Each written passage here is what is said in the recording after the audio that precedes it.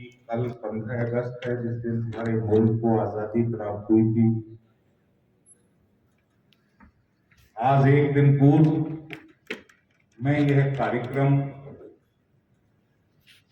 उन महान सपूतों को इस कार्यक्रम के माध्यम से नमन करना चाहूंगा आप सभी लोगों की उपस्थिति में,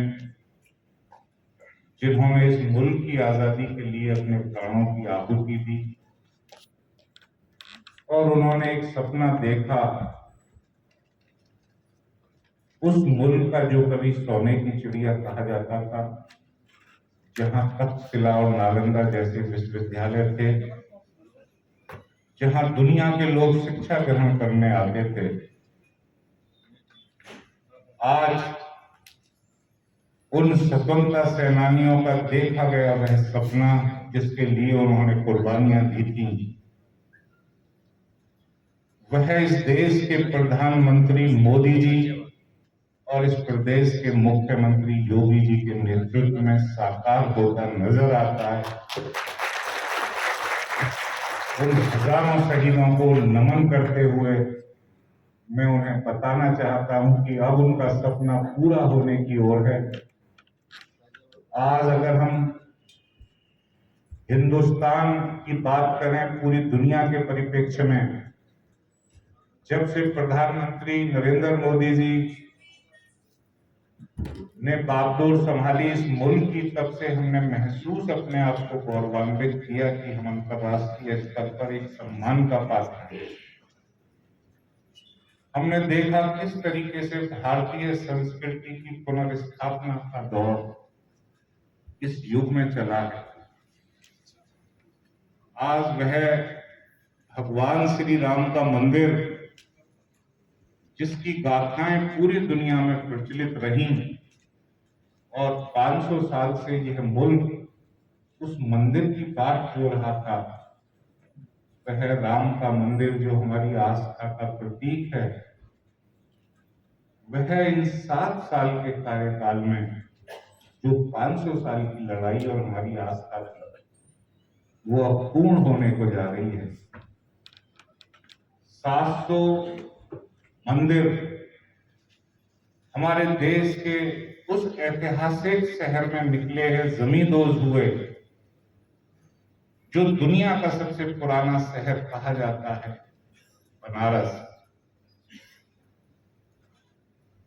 और बनारस की संस्कृति ने पूरी दुनिया में हिंदुस्तान के पुरातन और समृद्ध होने के सबूत हमें उन मंदिरों के माध्यम से दिए हैं।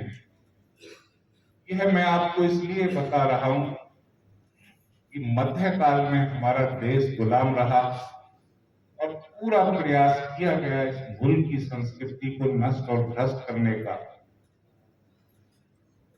भगवान श्री राम की कथा और उनके मंदिर, जिसका मैं अभी आपसे बखान कर रहा था, मध्यकाल में लोग भूलने लगे थे, क्योंकि तुर्कों के आगमन के बाद धीरे धीरे जो हमारी पुरातन परंपराएं थी, वो परंपराएं धूमिल पड़ने लगी। उस वक्त महाकवि तुलसीदास ने आम आदमी की बोलचाल में जिस महाकाव्य की रचना की, उसने भगवान श्री राम के चरित्र और उनकी कथा को पुनः जनमानस की कथा बना दिया। यह एक ऐतिहासिक घटना मध्यकाल की थी। हम अगर अपने अतीत को याद रखेंगे कि हम क्या थे, निश्चित तौर से हमें अपने भविष्य को निर्माण करने में मदद मिलेगी। तो वह बनारस, जहां शिव के मंदिर तक पहुंचने के लिए, बाबा के मंदिर तक पहुंचने के लिए संकरी गलियों में होकर जाना पड़ता था, अनेक बाधाएं होती थी, वह उस पतित पावनी गंगा के सीधे तट से जोड़ा जाना कोई छोटी घटना नहीं है, क्योंकि हमारे उस भूत के अवशेष उस बनारस शहर में आज भी विद्यमान हैं, जहां हिंदुस्तान दुनिया को शांति का संदेश देता हुआ नजर आता है। अवशेष जिसने दुनिया की संस्कृति को आत्मसात तो किया, लेकिन किसी के प्रति कोई वैर नहीं रखा, कोई घृणा नहीं रखी। मैं अपने नौजवान भाइयों को ये सारी बातें इसलिए बताना चाहता हूं, आप देश का भविष्य हैं। मैं शिक्षक तो बन नहीं पाया क्योंकि मेरी एजुकेशन ज्यादा नहीं है, लेकिन मैं आपके साथ छात्र बनकर सीखना जरूर चाहता हूं। कितना अजीब है, सामे कटती नहीं साल गुजरते चले जा रहे हैं।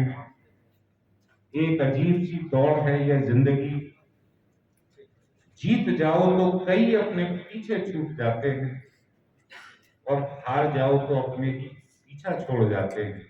ये जिंदगी का फलसफा मैं आपको सुनाता हूं। बैठ जाता हूं मिट्टी पे अक्सर, क्योंकि मुझे अपनी औकात अच्छी लगती है।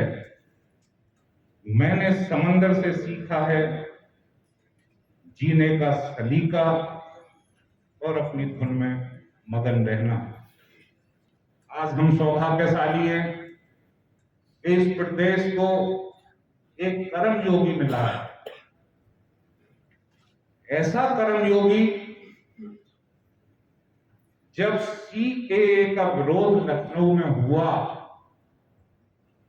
और ऐसे लोगों के पोस्टर लगाए जो राजनीति को अपनी बपौती समझते थे और समाज में विद्वेष फैलाकर अपनी राजनीति को चमकाना चाहते थे, हाई कोर्ट ने डायरेक्शन दी सरकार को। उसके बाद भी मुख्यमंत्री सुप्रीम कोर्ट गए और उन्होंने स्पष्ट संकेत दिया कि जो इस राष्ट्र की अस्मिता के साथ खिलवाड़ करेगा उसके लिए हम किसी भी स्तर तक जा सकते हैं। आज इस भावना का मुख्यमंत्री आपके पास है, तो क्यों ना आप वह पुराना मुकाम हासिल करेंगे जब हिंदुस्तान को सोने की चिड़िया कहा जाता था। इन्हीं शब्दों के साथ मैं उपस्थित सभी महानुभावों का एक बार पुनः धन्यवाद करते हुए मंचासीन अतिथिगणों को सम्मान अर्पित करना चाहता हूं और संचालक महोदय को धन्यवाद देना चाहता हूं जो मुझ नाचीज को उन्होंने समय दिया और ईश्वर से पुनः संतोष जी के उम्र दराज होने की और उनके स्वस्थ रहने की कामना के साथ इस गुरु वंदन दिवस पर सभी को अपना शीश नवाकर वंदन करते हुए भारत माता की जय बोलना चाहता हूं। धन्यवाद।